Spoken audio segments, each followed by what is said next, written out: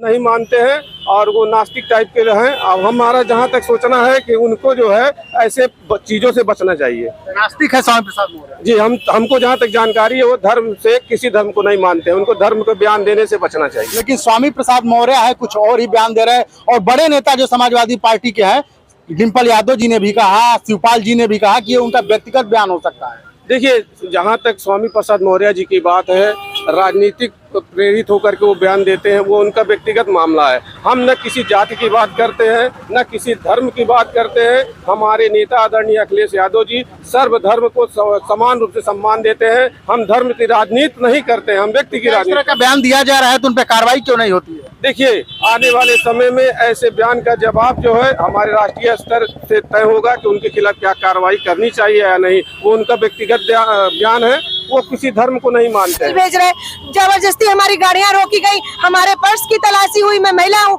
हमारे पर्स की भी चेकिंग की। मैं कौन सा सामान लेकर जा रही थी जो मेरे पर्स की तलाशी की गई? ऐसा भारत के संविधान में कहीं नहीं लिखा है कि कोई भी महिला अगर गाड़ी से जा रही है आप उसका पर्स चेक करें। अगर कुछ ऐसा मिलता है मजिस्ट्रेट का, आप ऑर्डर लेकर आइए तब हमारा पर्स चेक करिए। लेकिन इनके प्रशासन ने, भाई प्रशासन दबाव में है भाजपा के, तो प्रशासन उस तरीके का काम कर रही है।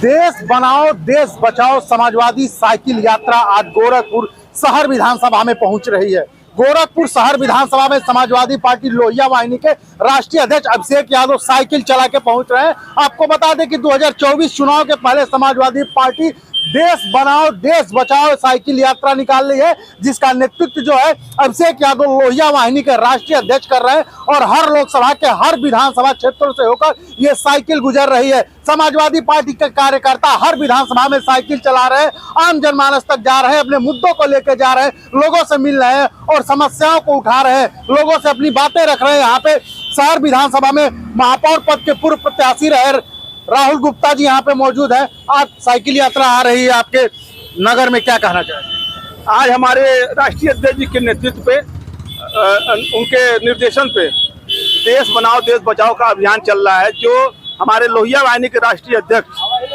ठीक है, अभिषेक यादव जी चला रहे हैं। और हम लोग का यही मतलब है कि देश में बेरोजगारी, महंगाई और जितने भी समस्याएं हैं उसको दूर करने के लिए भारतीय जनता पार्टी को जिताने का काम कर रहे हैं राष्ट्रीय अध्यक्ष जी।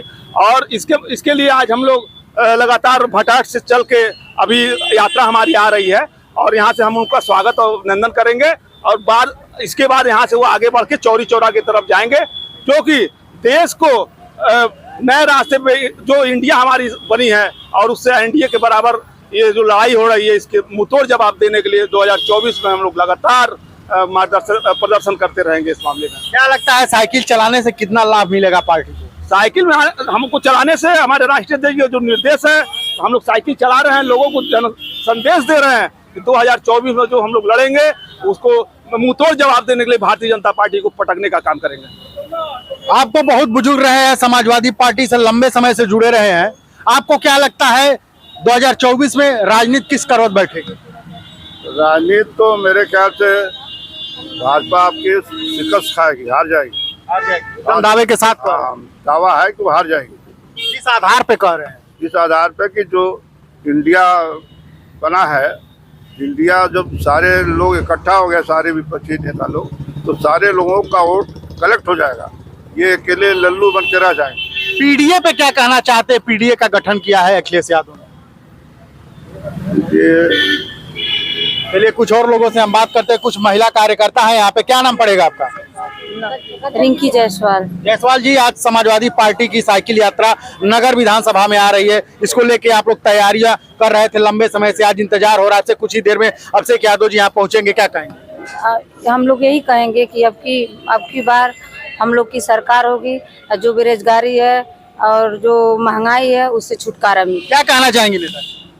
देखिए, हमारे लोहिया वाहिनी के राष्ट्रीय अध्यक्ष जी आ रहे हैं साइकिल यात्रा लेकर के, और ये यात्रा पूरे उत्तर प्रदेश में हर जिले में, हर कस्बे में, हर गांव में जा रही है और समाजवादी विचारधारा को जन जन पहुंचाने का तक का कार्य हो रहा है। और आने वाले समय में जो लोकसभा चुनाव है 2024 का, इसमें सरकार का परिवर्तन होने जा रहा है। भाजपा सरकार बस कुछ दिन की मेहमान है और ये जाने वाली है और देश में फिर से खुशहाली आने वाली है। हर चुनाव के पहले ये कहा जाता है कि भारतीय जनता पार्टी जाने वाली है। 2014 के चुनाव से देखा जाए लगातार ये मुद्दा उत्तर प्रदेश में उठता रहा है और हर चुनाव में फिर वही सफलता दोहराई जाती है। देखिए, वो तो एक नंबर के बेईमान है।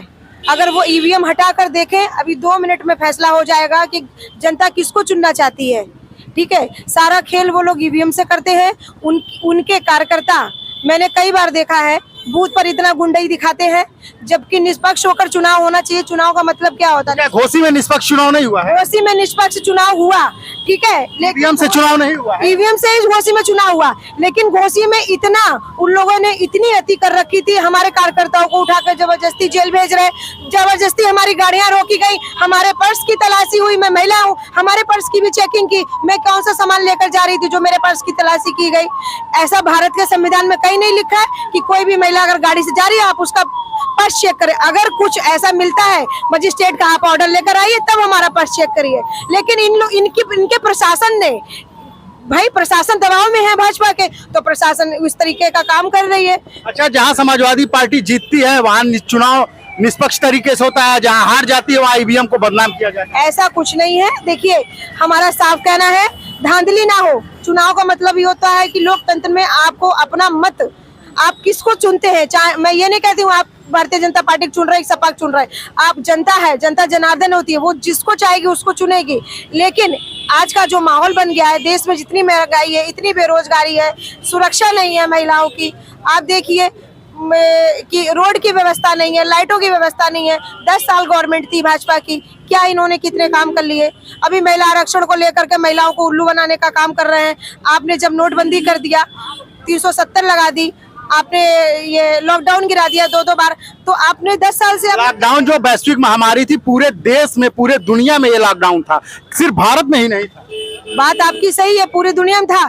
तो जब इनको पहले ही मालूम हो गया था माननीय प्रधानमंत्री जी को कि विदेशों में ये बीमारी फैल चुकी है, तो फिर ये ट्रम्प को क्यों भारत में लाए? इन्होंने क्यों नहीं एयरपोर्ट पर लॉकडाउन पहले वहां गिराया? ये तो खुद ही बीमारी को दावत दे करके लेकर आए हैं भारत के अंदर। भारत में बीमारी नहीं थी।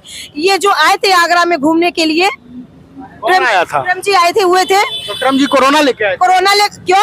ये तो भाई संक्रमक है।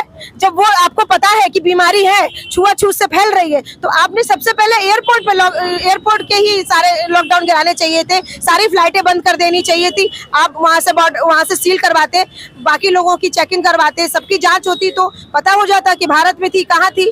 और जितने लोग मरे हैं, तो क्या मोदी जी उनके घर की भरपाई कर देंगे? किसी का बेटा गया है, किसी की बेटी गई, किसी का बाप गया है। तो बीमारी जो है, ठीक है मैं मानती हूँ बीमारी है, लेकिन बीमारी को लाया कौन? आपने तो खुद कहा बैल मुझे मार। आपने जब आपके चुनाव होते हैं, आपने बंगाल में चुनाव कराया, उस समय क्या बीमारी नहीं थी? उस समय भी थी। तब जब चुनाव हो रहा था तो बीमारी नहीं थी। आपके आते हैं अमित शाह जी, आपके आते हैं जब गृह मंत्री उनके अमित शाह जी के वहां पर जब उनकी सभा हो रही थी, तो क्या वहां भीड़ नहीं थी? भीड़ थी ना, 2 आदमी तो वहां थे नहीं। तो बीमारी को दावत किसने दिया? खाली आम जनता के लिए लॉकडाउन है। उनकी जब रैलियां होती है तो उसके लिए कोरोना नहीं आता है, सिर्फ आम जनता को उत्पीड़न करने के लिए ही ये सारी चीजें हैं। पीडीए गठबंधन का ऐलान किया गया है समाजवादी पार्टी के द्वारा। पीडीए का मतलब जानती है? अभी आप देखेंगे कुछ समय में। आप बताइए। हम क्या बताएं, आप बताइए। भाई मुझे अभी उसके बारे में पूर्ण रूप से जानकारी नहीं है, पीडीए के बारे में नहीं जानता, क्योंकि मैं अभी लगभग 1-1.5 महीने से मैं अभी बेड पर हूँ। मुझे वो डेंगू हो गया था, आज मैं घर से निकली हूँ। अभी मैंने काफी समय से, मैं इधर 1-1.5 महीने से लगभग आई भी नहीं हूँ। ये सारे मेरे कार्यकर्ता जानते हैं। कुछ और कार्यकर्ताओं से हम बात करेंगे और जानेंगे। समाजवादी पार्टी की साइकिल यात्रा नगर विधानसभा में आज पहुंचेगी, क्या कहना चाहेंगे? अभिषेक यादव जी साइकिल चला के आ रहे हैं। देखिए, हम बता दें आपको कि पूरे प्रदेश में एक परिवर्तन की लहर चल रही है, और ये परिवर्तन की लहर एक गठबंधन के माध्यम से हुआ है, जिसका नाम इंडिया हम लोग रखते हैं। अभिषेक यादव जी हमारे लोहिया वाहिनी के राष्ट्रीय अध्यक्ष हैं, और उन्होंने परिवर्तन के लिए वहां से साइकिल यात्रा लेते हुए, चलते हुए संत कबीर नगर होते हुए आज गोरखपुर में उनका स्वागत हम लोग करेंगे। और ये साइकिल यात्रा एक संदेश है जनता के लिए कि जैसे शरीर को स्वस्थ रखने के लिए साइकिल चलाना आवश्यक है, उसी तरह प्रदेश को स्वस्थ रखने के लिए साइकिल की सरकार लाना बहुत ही आवश्यक है।